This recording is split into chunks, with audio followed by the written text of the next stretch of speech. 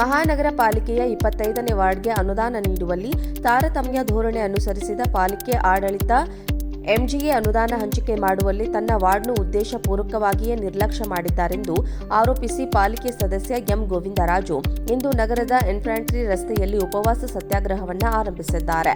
ಈ ಸಂದರ್ಭದಲ್ಲಿ ಮಾತನಾಡಿದ ಪಾಲಿಕೆ ಸದಸ್ಯ ಎಂ ಗೋವಿಂದರಾಜು, ಬಳ್ಳಾರಿ ಗ್ರಾಮಾಂತರ ವಿಧಾನಸಭಾ ಕ್ಷೇತ್ರದ ವ್ಯಾಪ್ತಿಯಲ್ಲಿ ಬರುವ ಕೌಲ್ ಬಜಾರ್ ಪ್ರದೇಶದ 11 ವಾರ್ಡ್ಗಳಿಗೆ ಎಂಜಿಎ ಅನುದಾನದ ಅಡಿಯಲ್ಲಿ 40 ಕೋಟಿ 22 ಲಕ್ಷ ರೂಪಾಯಿ ಹಣ ಬಿಡುಗಡೆಯಾಗಿದೆ.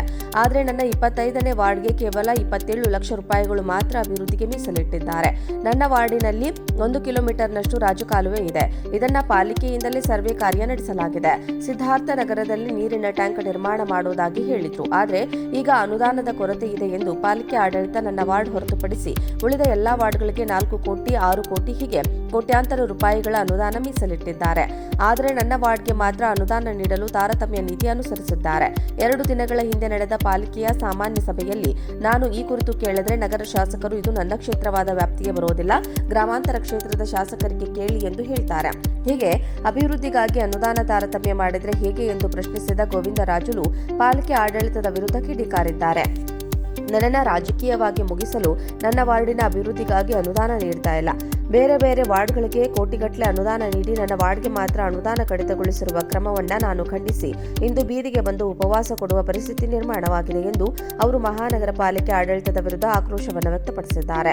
ಪಾಲಿಕೆ ಸದಸ್ಯ ಎಂ ಗೋವಿಂದರಾಜುಲು ಅವರ ಉಪವಾಸ ಸತ್ಯಾಗ್ರಹವನ್ನ ಮಾಜಿ ಸಂಸದ ಸಣ್ಣ ಫಕೀರಪ್ಪ ಬೆಂಬಲಿಸಿದ್ದಾರೆ. ಈ ಸಂದರ್ಭದಲ್ಲಿ ಬಿಜೆಪಿ ರಾಜ್ಯ ಕಾರ್ಯದರ್ಶಿ ಕೆಎಸ್ ದಿವಾಕರ್, ಪಾಲಿಕೆಯ ಸದಸ್ಯರಾದ ಶ್ರೀನಿವಾಸ್ ಮೋತ್ಕರ್, ಗುಡಿಗಂಟಿ ಹನುಮಂತ, ಕೆ ಹನುಮಂತಪ್ಪ, ಬಿಜೆಪಿ ಮುಖಂಡರಾದ ರಾಮಚಂದ್ರ, ಕೆಎ ರಾಮಲಿಂಗಪ್ಪ, ಕೌಲ್ ಬಜಾರ್ ಮಂಡಲ ಅಧ್ಯಕ್ಷ ನಾಗರಾಜ್ ರೆಡ್ಡಿ, ಶೇಖಣ್ಣ ಚೌಧರಿ, ಸೀನಾ, ವಿ ಗಾದಿಲಿಂಗ, ಎಪಿಎಂಸಿಯ ಮಾಜಿ ಅಧ್ಯಕ್ಷ ಉಮೇಶ್, ಬೂಡಾ ಮಾಜಿ ಅಧ್ಯಕ್ಷ ಪಿ ಪಾಲಣ್ಣ ಸೇರಿದಂತೆ ಇನ್ನಿತರು ಭಾಗಿಯಾಗಿದ್ರು. ಒಂದು ಸಂಕಟ ಇದೆ, ಎಲ್ಲಾಗಲಿ ಗೋವಿಂದರಾಜುಲವ್ರನ್ನ ಈ ಕೌಲ್ ಬಜಾರ್ನಲ್ಲಿ ನಡೆದಂಗೆ ಮಾಡ್ಬೇಕಂತ ಉದ್ದೇಶ ಅವ್ರಿಗೆ ಇರ್ಬೋದು. ಬಟ್ ಒಂದು ಹೇಳ್ತೀನಿ ನೋಡ್ರಿ, ಇದೇ ಗೋವಿಂದರಾಜು ಇವತ್ತಿಂದ ನಾಳೆ ಕೌಲ್ ಬಜಾರ್ ನಂಬರ್ 1 ಗೋವಿಂದರಾಜು ಅಂತ ಹೆಸರು ಅಂದ್ಕೊಂತಾನೆ, ಅದು 100% ಸತ್ಯ. ಇವತ್ತು ನೋಡ್ರಿ ರಾಜ್ಯದಲ್ಲಿ ಏನೈತೆ ಕಾಂಗ್ರೆಸ್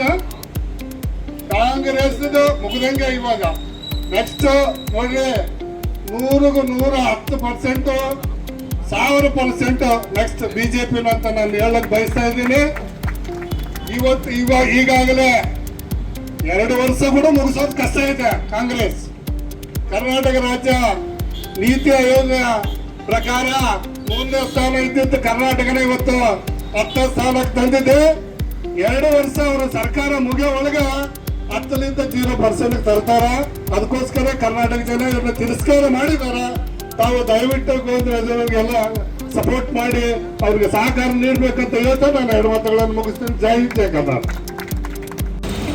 ಉಪವಾಸ ಸತ್ಯಾಗ್ರಹ ಕೂಡಿದ ಕಾರಣ ಏನಂದ್ರೆ NGMYME ಅನುದಾನವನ್ನು ನನ್ನ ವಾರ್ಡಿಗೆ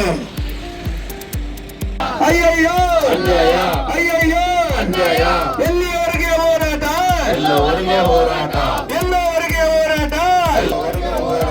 ಏತಕ್ಕಾಗಿ ಹೋರಾಟ, ಏತಕ್ಕಾಗಿ ಹೋರಾಟ, ಸರ್ಕಾರಂತೆ ಸರ್ಕಾರ, ಸರ್ಕಾರಂತೆ ಸರ್ಕಾರ, ಸರ್ಕಾರಂತೆ ಸರ್ಕಾರ, ಕಾನೂನಂತೆ ಕಾನೂನು, ಕಾನೂನಂತೆ ಕಾನೂನು,